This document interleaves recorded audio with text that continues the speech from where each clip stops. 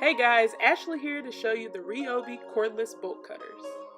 So I was really excited to try out this new tool. This is a bolt cutter by Ryobi. They always come out with really cool tools, but this tool, it's pretty light. It's about 5 pounds, so it's not as heavy as I expected, but it has steel jaws that can cut through locks, bolts, fencing, pretty much anything that you would use a bolt cutter for. So I was really excited to try it out. It couples with the 6 amp battery. I did try one of their other Ryobi batteries, but it's not as strong, so you do have to use the 6 amp battery with this thing. But this thing is super cool, and I'm excited to try it out and show you guys. As you can see, it has 2 buttons, a forward button and a reverse button, and this opens and closes the jaws. So let's check it out.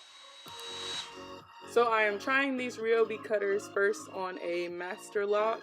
This was a smaller lock, but we'll see how it does.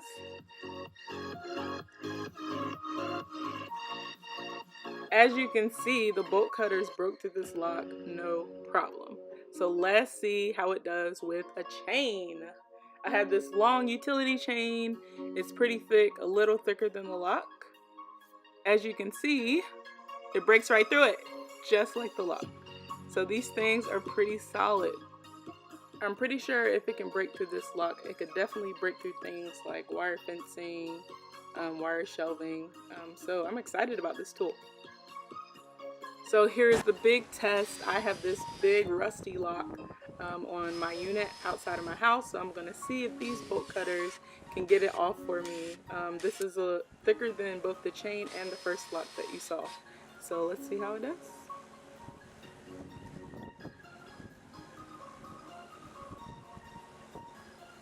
As you can see, it didn't go through as much as the chain, but it did cut it. I did have to cut the other side in order to get the lock off, but it got the job done, so I think I'm pretty satisfied.